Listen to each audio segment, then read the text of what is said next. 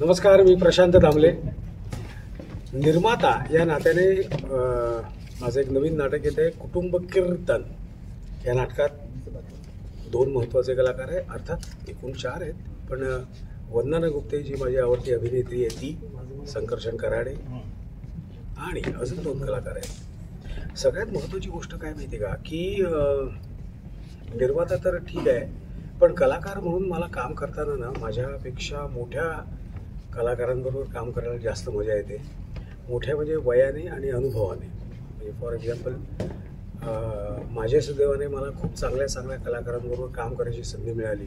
अशोक सराफ, राजा गोसावी, नील फुले, शरद तळवलकर अशा सगळ्या मंडळींबरोबर, मीना, त्यानंतर रीमा लागू आणि वंदना गुप्ते, काय या मोठ्या लोकांबरोबर काम केलं ना की आपल्याला शिकायला मिळतं.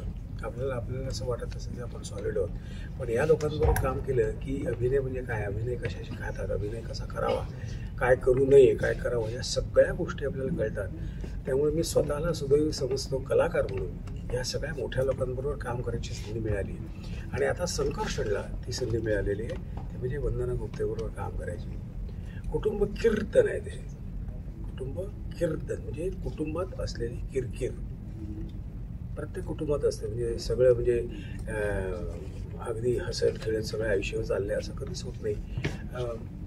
मतभेद होतात, मनभेद होत नाहीत, मतभेद होतात, पण त्या मतभेदांवर आपण ओव्हरकम कसा करायचं, कोणी कधी पाऊल मागे घ्यायचं, ह्या सगळ्या गोष्टी खूप टायमिंगली जमायला लागतात.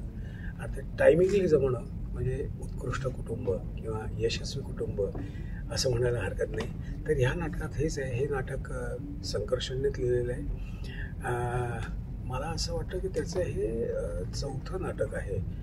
तू म्हणशील जसं नियम वाटी लागू, त्यानंतर मी केलेलं सारखं काहीतरी होतं आणि हे 4थं. आणि मला आनंद आहे की टप्प्याटप्प्याने तो जरा हळूहळू चांगलं लिहायला लागलेलं आहे. मुळात कलाकार म्हणून मला असं वाटतं की लेखक किंवा लेखन किंवा संहिता चांगली असेल तर कलाकार म्हणून आपल्याला काम कमी करायला लागतं, नाही का. टायमिंगनी वाक्य बोलायला लागतात. म्हणजे माझ्या अंदाजाप्रमाणे माझ्या करिअरमध्ये आलेलं 4 दिवस प्रेमाचे मतकरींचं किंवा सबनीसांचा गेला माझा कोणीकडे किंवा लेकुरी उदंड झाली, लग्नाची बेडी, चांगली नाटकं लिहिली गेली तर आम्हा कलाकारांचं काम कमी होतं, टायमिंगने बोलावं लागतं. तर माझ्या मते कुटुंब कीर्तन हे जे नाटक आहे संकर्षणचं, हे उत्कृष्ट लिहिलं गेलेलं आहे. आणि कलाकार पण छान आहेत. तन्वी मुरली पण आहे, अमोल कुलकर्णी पण आहे. तर ही सगळी म्हणजे कास्ट जरी 4 असली तरी धमाका मोठा आहे. त्यामुळे सर्व रसिकांना विनंती आहे की हे नाटक न विसरता बघावं. 21 तारखेला त्याचा शुभारंभाचा प्रयोग आहे नाट्यसंकुलमध्ये. हा जो सेट आहे हा नाटकाचाच सेट आहे आणि नक्की बघा, आनंद होईल तुम्हाला, मज्जा येईल आणि यू विल एन्जॉय. आणि नेहमीची कॅरेक्टर्स नाही आहेत, म्हणजे 9 to 6 वाला त्यात नवरा नाही आहे किंवा 9 to 6 वाली मुलगी पण नाही आहे, 9 to 6 वाली आई पण नाही आहे. सगळे कॅरेक्टरायझेशन खूप छान झालेली आहेत. मुलीचा बापसुद्धा वेगळ्या पद्धतीचा आहे. त्यामुळे कॅरेक्टरायझेशन चांगली झाली तर मजा येते. जसं 4 दिवस प्रेमाचे 7 सीन्स होते, मतकरीने लिहिले होते आणि प्रत्येक जो स्किट होता, आपण स्किट म्हणूया त्याला, 20-20 मिनिटाची स्किट्स होती.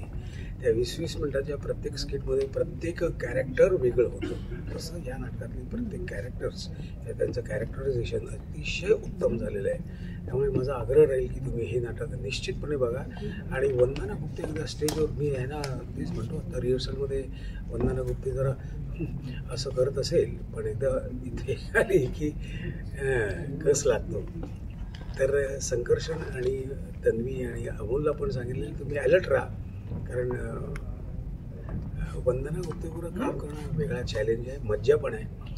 आणि ह्या सगळ्या मंडळींची कामाची पद्धत कशी आहे माहिती आहे का, माझा लाफ्टर मी घेणारच आहे, तुझा लाफ्टर पण तू घ्यायलाच हवा, तर ते नाटक चांगलं जमतं. मला खात्री आहे की हे नाटक तसंच जमणार आहे. आणि सगळ्यात दुसरी महत्त्वाची गोष्ट, दिग्दर्शक या नाटकाचा हा तसं तुम्हाला माहीत नाही आहे, पण रंगभूमीवर अनेक वर्ष काम करत आलेलं आहे. व्यावसायिकला त्याचं जरी पहिलं नाटक असलं तरी त्यांनी अनेक नाटकांना दिग्दर्शन केलेलं आहे, ते सुद्धा पॅरललवर. आणि डेफिनेटली पॅरललवरूनच आपण इथे व्यावसायिकला येतो, त्यामुळे तिकडचं कामाची पावती त्यांना इथे मिळेल निश्चितच, याची मला खात्री आहे.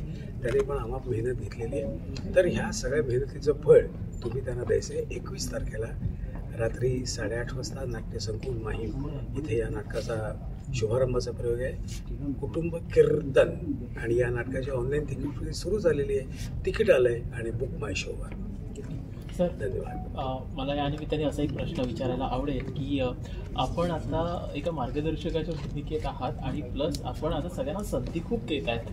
नवनवीन लेखक असतील, त्याचप्रमाणे नवीन अभिनेते अभिनेत्री असतील, आणि त्याच्यामध्ये आपला तसा एक निर्मात्याच्या व्यतिरिक्त तसा काही आता कुठला आपला सहभाग नसतो. असं का आपल्याला कधी वाटत नाही का की आपण सुद्धा याच्यामध्ये एक छोटासा कॅमिओ आपला असावा? परफॉर्मिंग आर्टमध्ये कसं असं माहिती आहे का, चुका करत करतच आपल्याला शिकायला मिळतं. त्यामुळे माझा हस्तक्षेप नसणं हेच अपेक्षित आहे. कारण काय आहे की सारखं मी हस्तक्षेप करत राहील की माझं माइंडसेट वेगळं आहे, लेखकाचं माइंडसेट वेगळं आहे, दिग्दर्शकाचं माइंडसेट वेगळं आहे, माझं कॅल्क्युलेशन वेगळं असू शकतं. मी जेव्हा नाटकात काम करतो त्यावेळेस माझं कॅल्क्युलेशन वेगळं असू शकतं. पण दिग्दर्शक किंवा लेखक हे नाटक माझ्यापेक्षा जास्त वेळा वाचतात, त्यामुळे त्यांना ते नाटक जास्त कळलेलं असतं. त्यामुळे त्यांचं म्हणणं काय, ह्याला जास्त महत्त्व आहे. त्यामुळे कुठलेही त्यात हस्तक्षेप करणं अपेक्षित नाही आहे. प्रॉडक्शन व्हॅल्यू किंवा त्यांना हवे असलेल्या गोष्टी वेळच्या वेळी पुरवणं निर्माता म्हणून माझं हे काम आहे. नाटक सिलेक्शन करताना प्रत्येक घटनेमध्ये आमचे मोहन शेट्टी, मोहन तोडवळकर म्हणायचे, नाटक म्हणजे काय, नाटक म्हणजे प्रत्येक प्रसंगात नाट्य असायला हवं, तर ते नाटक. तर मी नाटक सिलेक्ट करताना तेच बघतो की प्रत्येक प्रसंगात नाट्य आहे की नाही, आणि नुसतं नाट्य नाही तर नाटक पुढे नेणारं नाट्य आहे की नाही. मला असं वाटतं की निर्मात्याची भूमिका तिथपर्यंतच असायला पाहिजे. फारसा इंटरफिअरन्स असला की मग खूप लोकांनी डोकं घातलं तर सगळा तो विषयच कुजून जातो अशातला, असं मला वाटतं. आणि एव्हरीबडी शुड बी अन्सरेबल. मी जास्त डोकं घातलं तर उद्या डिरेक्टर किंवा आर्टिस्टसुद्धा म्हणू शकतो, बघा तुम्ही असं म्हणाला होता. तसं तरी म्हणता कामा नये. दिग्दर्शकानं त्याचं काम करावं, आर्टिस्टने त्याचं काम करावं. प्रशांतजी, तुमच्या नाटकाचं शीर्षक कुटुंब कीर्तन आहे, तर तुमच्या वैयक्तिक आयुष्यात अशा किरकिर करणाऱ्या कोणत्या गोष्टी असतात की ज्या तुम्हाला ऐकाव्या लागतात? निर्माता म्हणून रोजच असतात निर्माता म्हणून रोजच असतात, पण त्या किर करणाऱ्या किंवा किरकिर करणाऱ्या गोष्टींना आपण किती महत्त्व द्यायचं किंवा किती त्याच्याकडे लक्ष द्यायचं किंवा त्याच्यावर डोक्याला किती त्रास करून घ्यायचा, हे हळूहळू आपल्याला कळायला लागतं. त्यामुळे आता निर्माता 2008 झालो, आता आपण 2024 आहोत. त्यामुळे या संपूर्ण कालावधीत मला कळलंय काय करायचं नाही. तुम्ही कधी कुणाला म्हटलंय का की अरे तू किती किरकिर करतोस, किंवा तुम्हाला कोण म्हटलंय का आतापर्यंत? नाही, मी व्यावसायिक निर्माता असल्यामुळे मी कोणालाही कुठल्याही कलाकाराला किती किरकिर करतो असं कधीच म्हणत नाही. मी फार तर जर थांब ना, नंतर बघू. शब्दांचा बीजक शब्द हे फार महत्त्वाचं आहे. कुठले आपण शब्द वापरतो, मराठी भाषा आहे, थांब ना कशाला किरकिर करतो असं म्हणणं वेगळं. थांब ना, काय एवढी काय घाई आहे, त्याचा रिझल्ट सेम आहे, फक्त इथे कमी लागतं दुसरं वाक्य. त्यामुळे शब्दांचा वापर कुठला करावा हे मराठी रंगभूमीने शिकवलं मला. आणि अर्थात माझ्या लग्नाला सुद्धा खूप वर्ष झाली, त्यामुळे तिथूनही मला कळलेलं आहे. सर, सातत्याने आता जो स्क्रीन टाईम आहे एकदम लोकांचा पाहण्याचा, तो आता खूप कमी झालेला आहे आणि आता काही सेकंदापर्यंत लोक आता गोष्टी पाहतात. पण एकीकडे अगदी विरोधाभास आपल्याला आपल्या नाटकाच्या बाबतीत दिसून येतो. लोक आतुरतेने वाट पाहत असतात. नक्की हे काय गमक आहे की तुम्ही लोकांना आकृष्ट करतात नाट्यगृहापर्यंत खेचून आणण्याचं? नाही, हा ना विश्वासाचा भाग आहे. प्रेक्षकांचा विश्वास कुठल्या कलाकारावर किती आहे याच्यावर खूप काउंट होतं. कारण शेवटी 500 रुपयाचं तिकीट आहे. तुम्ही जे म्हणताय 15-20 सेकंदाचं व्हिडिओ तो फुकट आहे, नाही बघितलं तरी त्याच्या आयुष्यात फरक पडत नाही. पण आपण उठून नाटकाला जाणं किंवा ऑनलाईन बुकिंग करून नाटकाला जाणं, 3 तासात घरात बसणं, ह्या सगळ्या महत्त्वाच्या गोष्टी. तर जोपर्यंत तुम्हाला इथून पटत नाही आणि इथून पटत नाही की आता आपल्याला हे नाटक बघायचं आहे बरं का, तोपर्यंत तुम्ही तिथून बाहेर पडत नाही. आणि एकदा तिथे आल्यानंतर आपण जेव्हा एखाद्या दुकानात जातो तेव्हा मी समजा काय साडी खरेदी करतो किंवा शर्ट खरेदी करतो, तर आपल्याला त्या शर्टची पुरेपूर किंमत वसूल करता आली पाहिजे या दृष्टीने आपण ती घेतो. तसंच 500 रुपयाचे जेव्हा तिकीट काढतो प्रेक्षक, तेव्हा 500 रुपये आपले पुरेपूर वसूल होतील का अशी शंका असेल तर येतच नाही. पण त्यांना जसं वाटलं की नाही यार विश्वासार्ह आहे, आणि मुळात आपली ही इंडस्ट्री सर्व्हिस इंडस्ट्रीच्या वर आहे. सर्व्हिस इंडस्ट्रीमध्ये हॉटेल येतात, हॉटेलमध्ये आपण जातो, खातो आणि मग पैसे देतो.